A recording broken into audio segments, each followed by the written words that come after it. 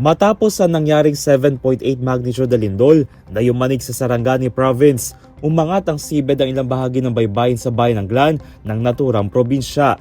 Unang nakatanggap ng ulat ng Sarangani Bay Protected Seascape na hindi bumalik sa normal sea level ang ilang lugar sa mga residente.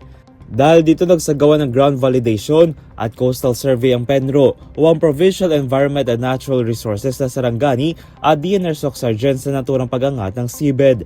Nakita ng grupo ang pag-angat ng mga coral reef at seagrass, partikular sa Pangyad Marine Sanctuary sa Barangay Pangyad sa bayan ng Glan.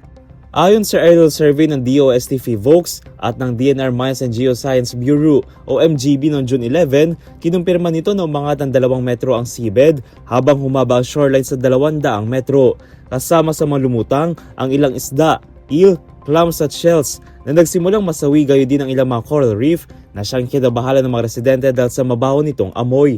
Samantala, ayon sa PHIVOLCS, nakapagtala rin ng pag-angat ng seabed sa may bahagi ng Jose Abad Santos sa Davao Occidental. Nagpapatuloy naman ang investigasyon ng mga otoridad sa lugar upang matukoy kung meron pa mga lugar ang umangat o nasira sa paligid ng Sarangani Bay. Para sa DZRH TV, ito si Dustin Bayog. Una sa Pilipinas, una sa Pilipino.